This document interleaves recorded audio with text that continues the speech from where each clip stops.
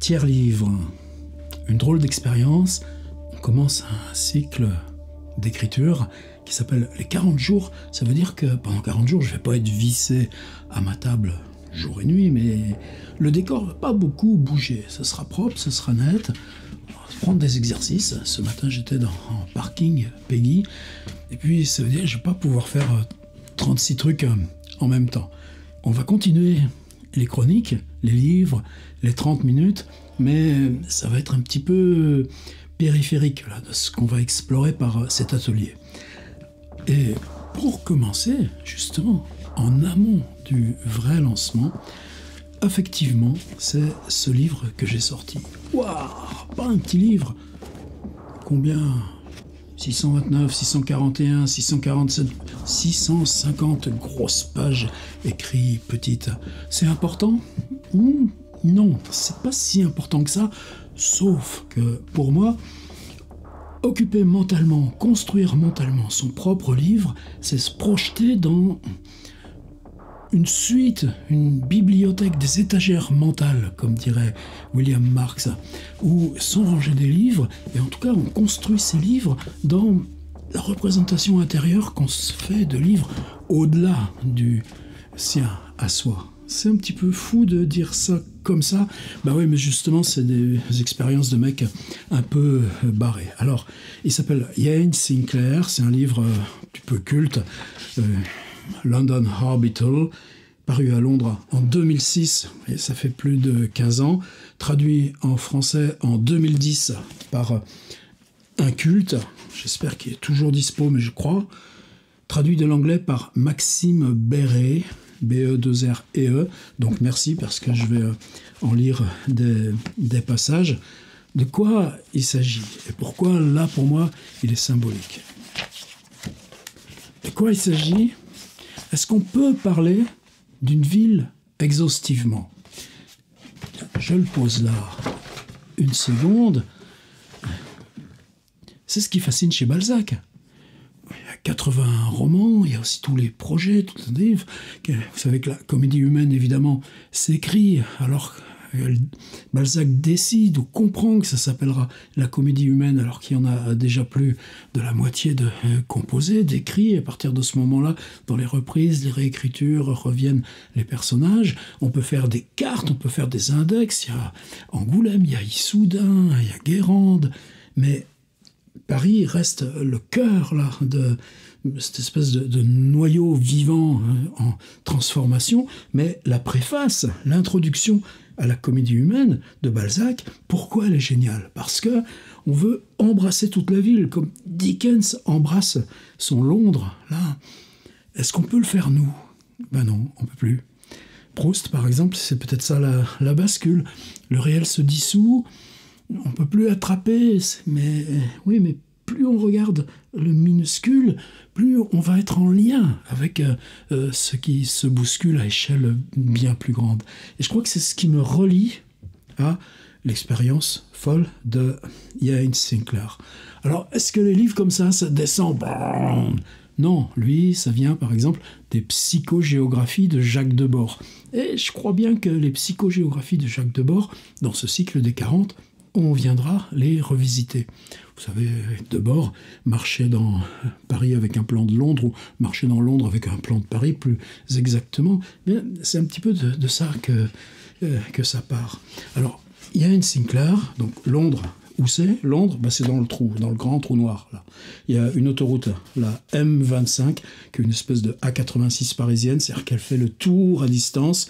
On découvrira aussi qu'il y a un chemin de fer qui fait un petit peu le même trajet, qui permet de... Un autre livre qu'on viendra peut-être retraverser. Mathieu Duperex. Mathieu, je crois que c'est très récent maintenant. Il bosse à l'école des Beaux-Arts de Marseille. C'est chez un éditeur fabuleux qui s'appelle... White Project, et c'est un catalogue uniquement fait de réflexion, littérature, écologie. Le beau titre de Mathieu, Voyages en sol incertain, et c'est une double marche dans l'estuaire, le delta du Mississippi et le delta du Rhône, pour comprendre des enjeux, mais à partir des personnages qu'on croise, des marches, Il y a un rapport entre les deux. Justement, on est sur des territoires tellement immenses, delta du Rhône, delta du Mississippi, où les enjeux sont tels. Il y a votre petite expérience à vous, ce que vous allez faire in situ. Et pour Duperrex, c'est juste des croisements, des superpositions de figures, et on a l'impression de comprendre à large échelle, alors que l'expérience, elle, c'est un type là qui ramasse des écrevisses avec un bout de filet dans un coin où il y a un peu d'eau polluée, à côté une raffinerie. Et pour Sinclair, mais si j'ai pensé au livre de Mathieu, là, en approchant le livre de Ian Sinclair, c'est que Mathieu, avec Claire Dutray et quelques autres, avait fait il y a quelques années un tour complet de la rocade de Toulouse. En plus, un travail formidable parce qu'ils organisaient ce voyage à pied sur toute la rocade de Toulouse à partir de l'ensemble des données numériques qui immergent en permanence le flux de la ville, organise les flux informationnels, les caméras, les flux de densité de trafic. Enfin, c'est un travail merveilleux et où comprendre le réel, c'est comprendre aussi ces flux permanents de données en même temps que on voit là les petites pâquerettes et où le béton fissuré à mesure qu'on fait ce voyage tout autour de Toulouse par sa rocade. Eh bien, eux, là, à échelle de Toulouse, tu pouvais le faire en continu, en linéaire. Et ça a donné un truc formidable. Maintenant, Londres, est-ce que tu peux le faire? Probablement, mais il aurait fallu du temps. Donc, il y a 31 points. 1, 2, ça va jusqu'à 31. Si je ne me trompe pas, 12, 13, 14, 29, 30, 31, c'est ici le 1, le point de départ. Et donc, 31 fois, ils vont, hop là, prendre un point très précis sur cette rocade. Et ce qui est fascinant dans ce livre, c'est que quel que soit ce point, ça devient un enfer. Alors, c'est des chapitres qui sont... chaque point représente un chapitre. En général, c'est quoi ça doit être une 30, 40. Oh là là, non, ça peut être long. C'est une cinquantaine de pages. Il faut faire la multiplication, on devrait y arriver.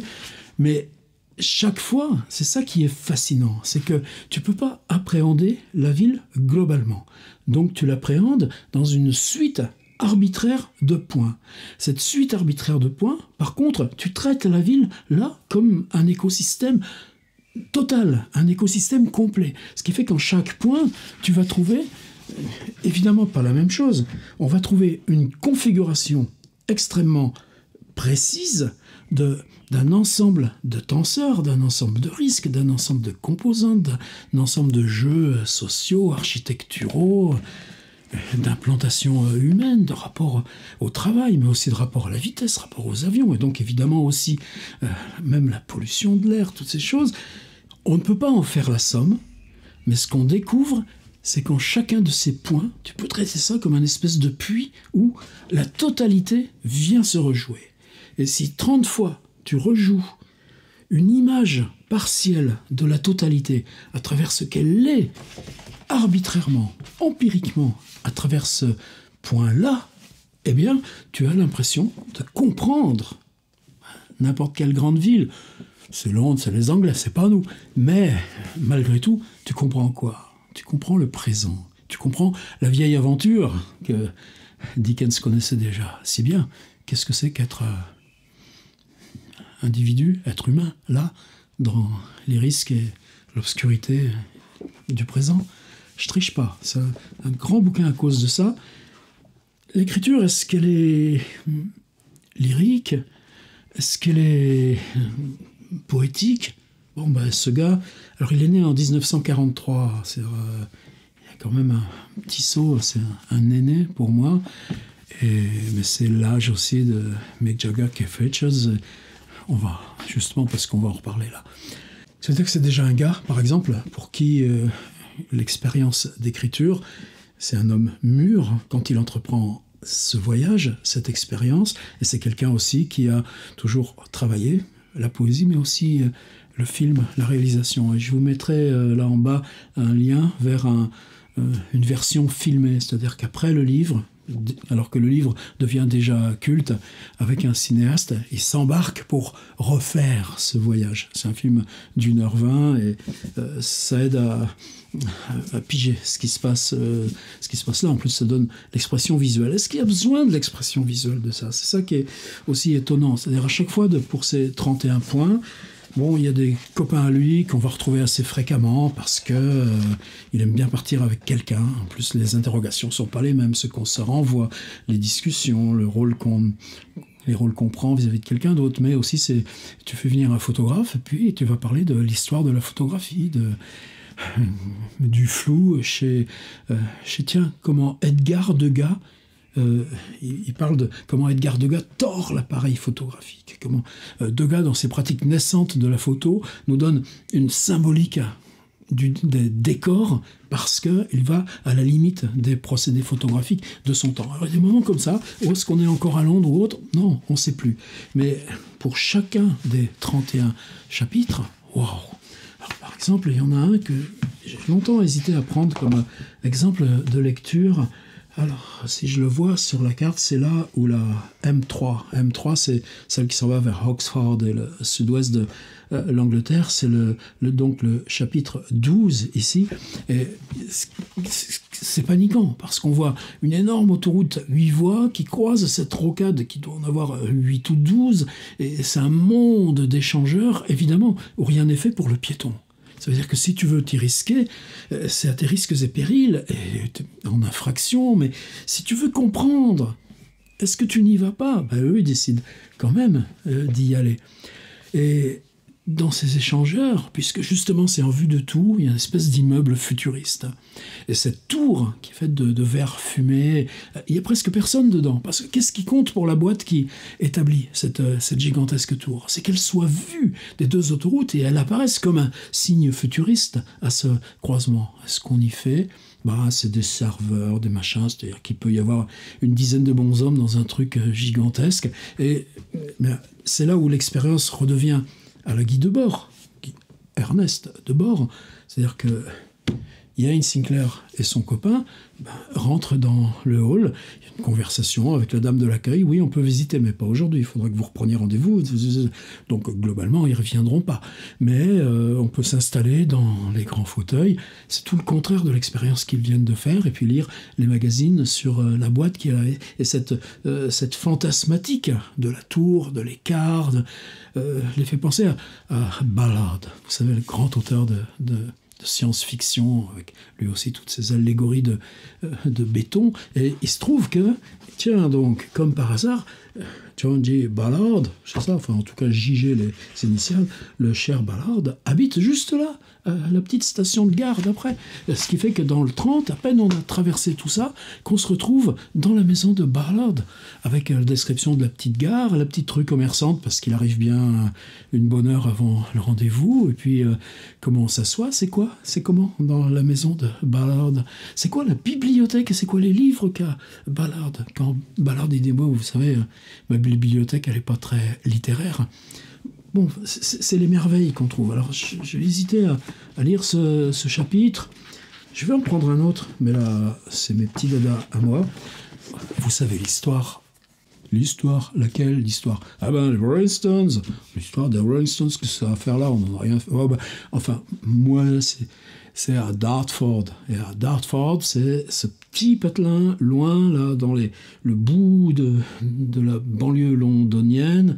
On est plutôt là, au sud-est.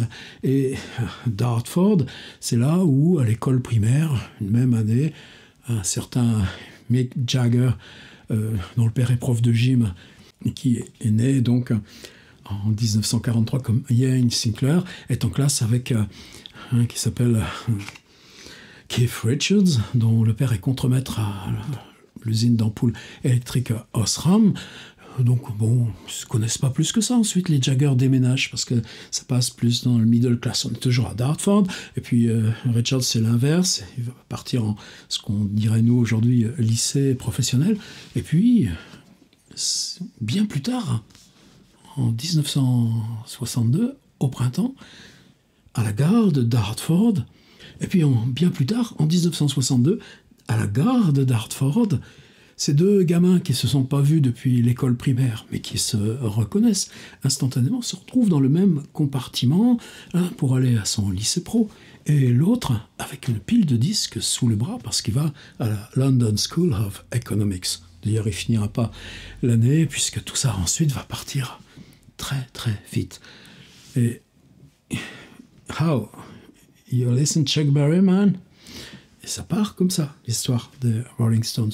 Parce qu'on est en 61, 62. Allez lire dans mon livre. Moi, je ne l'ai pas appris par cœur. Ah bien, avec Ian Sinclair, on s'y retrouve à la gare de Dartford.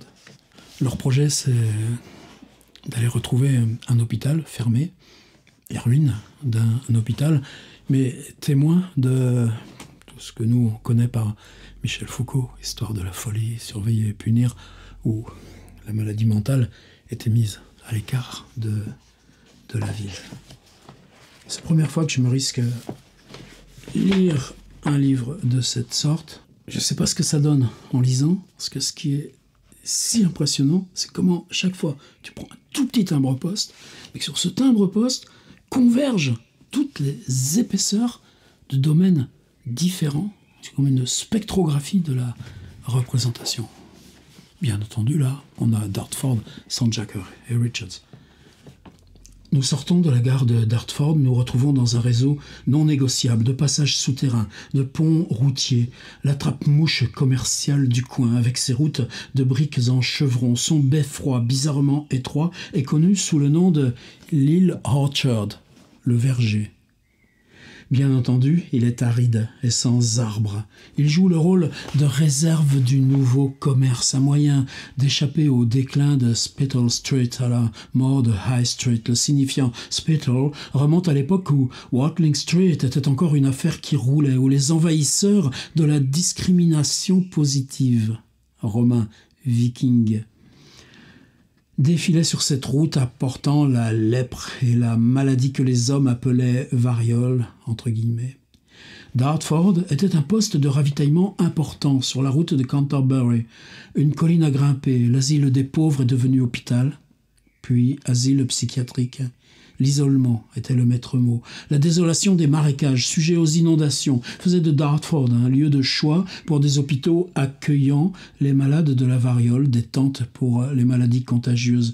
Le pub Wat Tyler annonce « Bière, Peasants, Revolt, Bitter, 1,49 la pinte, bière des paysans, la révolte amère, 1,50 livre la pinte, 3,8% d'alcool.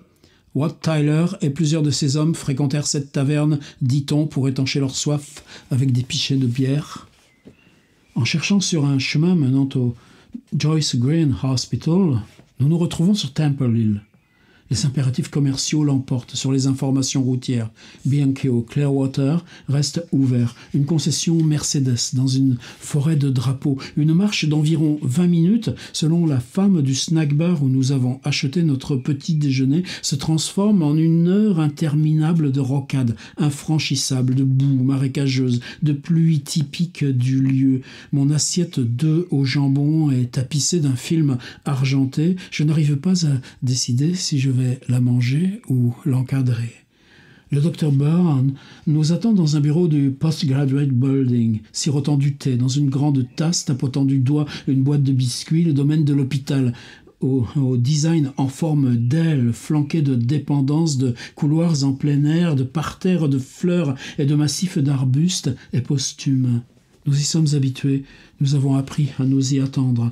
Une résignation bon enfant, des types traînant dans des pièces bien chauffées, grignotant le reste des biscuits sablés au chocolat, attendant le grondement des tractopelles, les bennes et les baraques de chantier.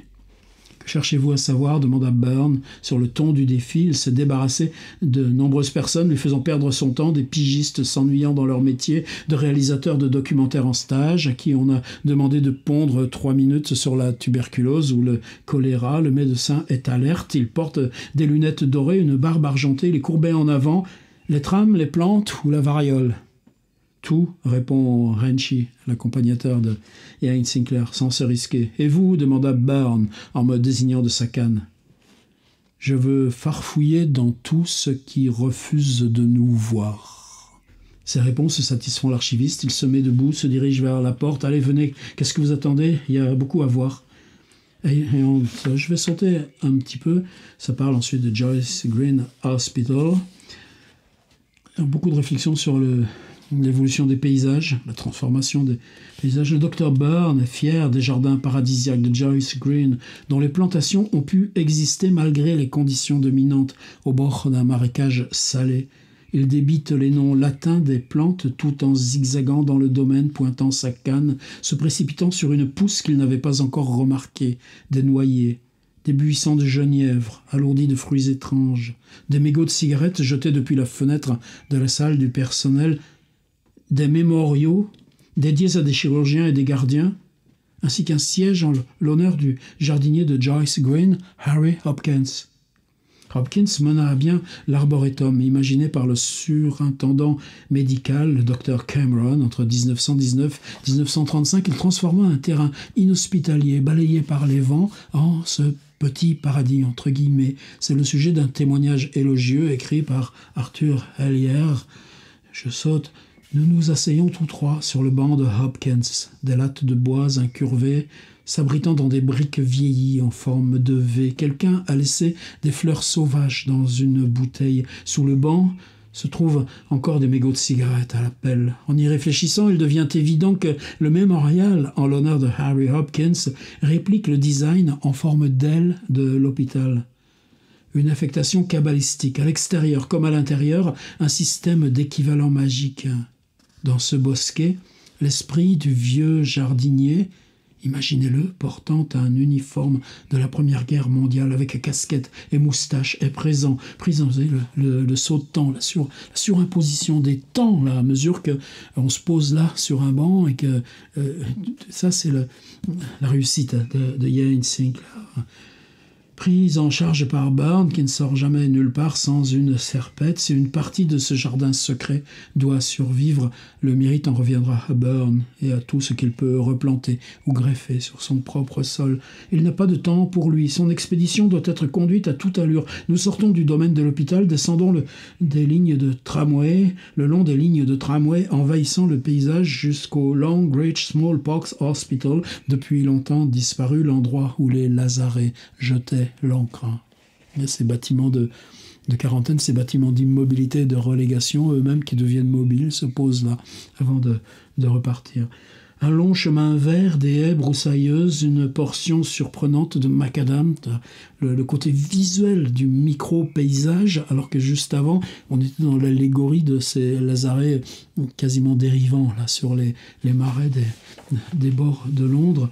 La peau noire est usée, révélant la couche de briques en dessous, la pousse et le sol. Nous enjambons le premier graffiti à la craie, BNP. Des chevaux passent la tête à travers les trous dans la haie. S'ils ont une couverture, ils appartiennent au centre équestre, sinon aux gitans. Et paf, petit truc social, mais à partir de la haie et du canasson qui est derrière. Les signatures à la craie, assertion territoriale, reviennent à intervalles réguliers. Nous descendons ce qui était autrefois une voie de chemin de fer privée, reliant les unités d'isolement à Joyce Green. Longreach a sa propre jetée, démolie dans les années 1970. Des lazarets pour malades de la variole, des bateaux à aube comme l'Atlas faisaient des voyages réguliers depuis Rotherhithe. La capacité d'accueil était de 250 lits. Des planches de pont récurées. Et tout d'un coup, après les lazarets, maintenant on a le vrai bateau. Mais le vrai bateau, sur une voie d'eau qui a été détruite, par contre, tout d'un coup, le voilà qui apparaît depuis une archive photographique. Pourquoi pas? Mais il devient comme une espèce de surgissement en relief depuis la même échelle de micro-détails à travers la page. C'est pour ça aussi que que ça nous enseigne. Est-ce que c'est la phrase ou est-ce que c'est la façon d'attraper le réel et comment on peut jouer en jouant sur les échelles, travailler sur des déplis temporels en même temps qu'on a cette espèce de contrainte de matérialité qui fait que t'es pas dans le livre, t'es dans le réel. Des planches de pont récurées, un sifflement de gaz, la puanteur du soufre, des rues entières, des taudis, des bidonvilles infectés pouvaient être évacués. Au départ, les maisons coupables étaient isolées comme dans un ghetto, des drapeaux y étaient accrochés, annonçant la présence de l'épidémie, puis dans une certaine discrétion, les malades étaient emmenés en bateau. Je continue. C'était une fille de la ville, petite et costaude, nous a raconté Burn dans un petit rire. Panorama l'a envoyée ici. Elle avait des talons et tout ça. Nous escaladions des monticules de décombres, taillions à travers un bois de buissons épineux. Elle est arrivée ici au crépuscule, un cri terrible, un hibou. Je lui ai demandé si elle aimerait voir la fosse mortuaire de Long Reach. Elle s'est mise à courir. Lorsque le programme est sorti, ils se sont contentés d'une phrase. Journaliste qui panique. Des buissons alourdis de boutons blancs, nous trouvons la fosse désormais cachée, perdue tel un puits sacré dans les ronces. Le docteur Burn, qui accélère le pas, ne se distingue de Renchi que par sa canne et ses gants jaunes vifs. Les motards aiment les levées de terre du bord du fleuve, les rives hautes gardant la Tamise à distance. Burn ne désapprouve pas. Une voiture calcinée, antiquité rouillée, paraissant plus vieille que les histoires que nous raconte le médecin, plus vieille que les fantômes des épidémies. Nous nous tenons au bord du fleuve, observant l'ensemble du vaste paysage, depuis le pont de la reine Elisabeth II jusqu'au réservoir de pétrole de Purfleet. Des mythes sont tissés autour de l'Atlas lorsqu'il mouillait au large de Green Hills. Le docteur Burn a interrogé des enfants de l'époque, désormais patients d'âge mûr de l'hôpital. Il se souvenait des bateaux de cercueil qu'il confondait avec les pontons décrits par Dickens. En 1980, une écolière de 13 ans écrivit un essai fondé sur des histoires racontées par sa grand-mère, Clara Couchman. Tout ce dont se souvenait Mamie était d'avoir été transportée au beau milieu de la nuit dans une couverture rouge par ses parents jusqu'au bord du fleuve, puis elle avait été emmenée dans un bateau à rame jusqu'à un gros bateau mouillant au large. La nuit était froide, épouvantable, il y avait des rats à bord qu'on entendait trottiner dans la nuit, une odeur de bougie au soufre. Les gens restaient sur ce bateau pendant 3 semaines, et s'ils étaient encore vivants, un bateau à rame était envoyé par des parents jusqu'au ponton. Le passeur était rémunéré, il fallait bien le payer, c'était lui qui vous appelait. Personne ne pouvait visiter Long Beach sans passer par un régime de désinfection, de bains féniqués. La faille du système, comme toujours, venait des idées anglaises de caste. Des chirurgiens, des médecins se promenaient autour des postes de contrôle en toute liberté. Un gardien qui fit entrer Reuben Message, vendeur de viande de Dartford, perdit son emploi. Le livreur développa la variole. Le docteur Burn adaptait son récit au paysage dans lequel nous peignions à avancer dans l'obscurité et la pluie. Il nous a fait faire le tour du domaine, comment des empilements apparemment aléatoires de pierres, des trous dans le sol, des morceaux de rails, des barrières cassées faisaient partie d'une histoire vivante. Le champ d'épandage s'écoulait en colonnes, vous ne le sentiez pas, il vous enveloppait, il envahissait vos vêtements. Burn nous a raconté que Marsh Lane tirait son nom de Marsh Gas Lane. D'énormes mouettes se régalaient de l'écoulement des eaux usées, profitaient de la situation, picorant de petits délices submergés. « Savez-vous quel âge j'ai » nous a demandé Burn, sur un ton de défi, avec un petit rire. 80 ans. Comment avions-nous pu le manquer depuis le tertre de craie de Beacon Hill, un cairn de pierre sur la digue, le vieux chemin rectiligne pointait vers le château d'eau de Joyce Green Hospital. Une fine ligne grise entre d'imposantes haies non entretenues. Ce qui nous était apparu la nuit de la tempête comme une marche à travers un paysage complètement déstructuré avait désormais un sens. La vue s'organisait en éléments distincts. Supprimer l'hôpital, le jardin, le château d'eau, et l'équilibre disparaît. Les vergers deviennent sauvages. Aucun domaine ne donne un centre et un sens à une nature sauvage exploitée. C'était vrai. La pluie douce et régulière avait cessé. Le pont suspendu flottait au-dessus de la Tamise comme un arc-en-ciel solide. Regardez, des chênes rouges, des lauriers, des jonquilles blanches, des abeilles et des papillons que vous ne trouverez nulle part ailleurs dans les marécages. Cet endroit est unique entre tous. Il a donné un coup de canne dans un arbre tombé à terre qui nous barre le chemin. En voici la preuve, le lierre tue. Pour Burn, les mots « panache crasseux de fumée » étaient affectueux. La centrale électrique avait tout autant le droit de se trouver au bord du fleuve que le champ d'épandage de l'hôpital, même si la pollution décorait les feuilles des arbres. Des combustibles y avaient été stockés avant la grève des mineurs. Burn avait compris la stratégie de Thatcher avant même sa mise en place. Connaissez votre propre lopin de terre et vous pourrez déchiffrer le reste du monde. Le tour était terminé, nous étions sur le point de retourner à Dartford. Mais le docteur Burn ne semblait pas vouloir nous laisser partir. Il voulait que nous voyions tout. Un pont courbé était le seul moyen de traverser la rocade débordante d'activité. Un peu dur pour les handicapés en fauteuil roulant, nous dit-il. L'homme est trop âgé pour utiliser des euphémismes. Il nous a emmenés. La pluie nous accompagnait de rechef dans un nouveau domaine ayant absorbé le pavillon du surintendant médical, des unités insignifiantes, des statistiques visant à alimenter les rapports annuels du gouvernement, des bâtiments amassés sur le bord de la route pour atteindre les quotas. Les visiteurs se rendant à Joyce Green ne peuvent plus sortir de la ville à pied et les ambulances sont aussi rares que des albatros. Nous ne voyons depuis le pont que des bus rutilants. Ils passent, d'après ce que nous dit Burn, toutes les 10 minutes environ. Les pancartes indiquant leur destination racontent toutes l'histoire du lieu. Hospital, Dartford, Bluewater. Ce petit terrain vague a lui aussi son microclimat, de la grêle qui rebondit en crépitant sur le sol, sur mon crâne non protégé. Cet endroit abandonné, caché au fond du domaine, était autrefois le cimetière de l'hôpital. Il apparaît sur les vieilles cartes Joyce Green Cemetery. Mais en fait, ce sera bientôt effacé. Cette désignation n'aurait plus de sens. Burn frappe les ronces de sa canne, cherchant une seule tombe. Fin de la balade. Nous nous sommes arrêtés pour déjeuner au Wat Tyler afin de déchiffrer l'état d'esprit des habitants de Dartford.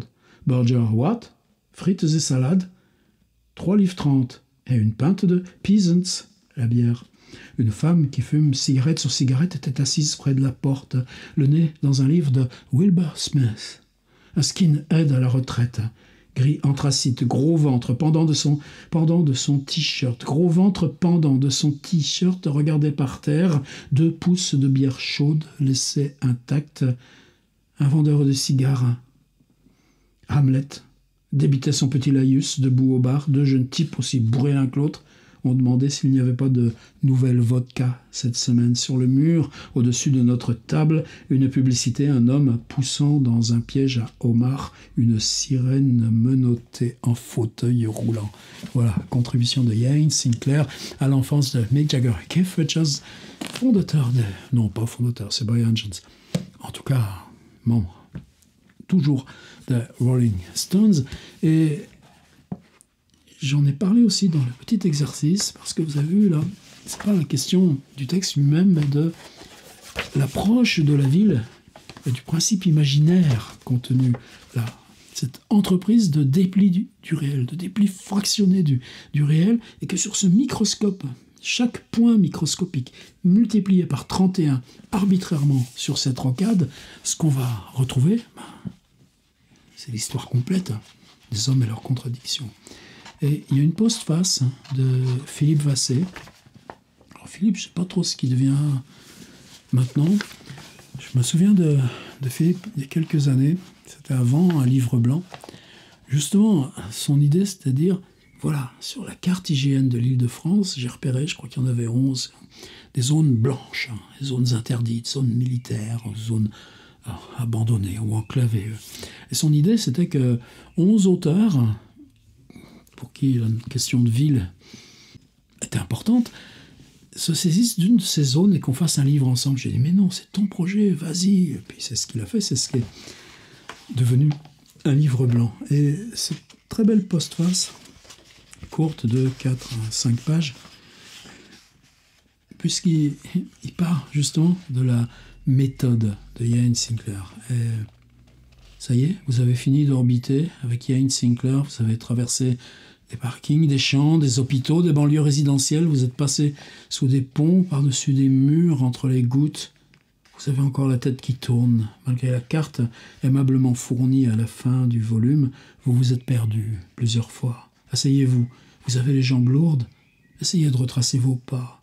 De quoi vous souvenez-vous? Des monuments? Pas vraiment. Des incidents? Il ne s'est pour ainsi dire rien passé, ni événement, ni anecdote. Connaissez-vous mieux Londres?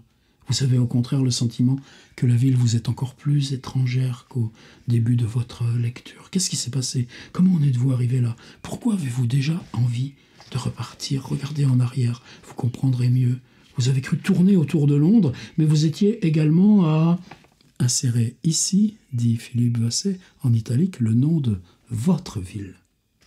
La périphérie des mégapoles est un territoire infini.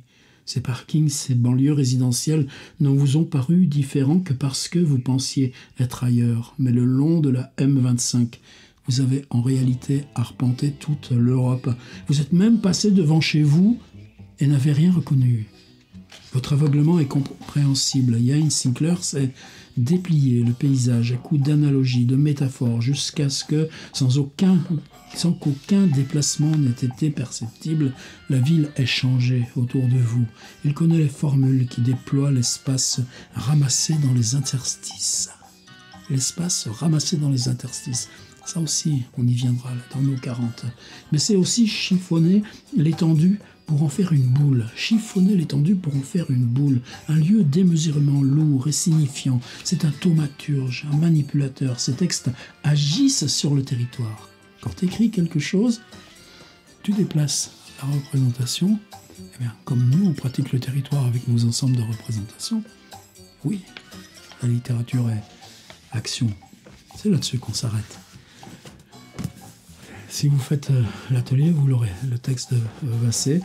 Et pourquoi pour moi, ce livre-là, que je n'avais jamais abordé, fait partie de ce que, si on se dit, cette folie-là, 40 jours, 40 exercices d'écriture, est-ce qu'on peut entrer dans des endroits où on n'est pas allé?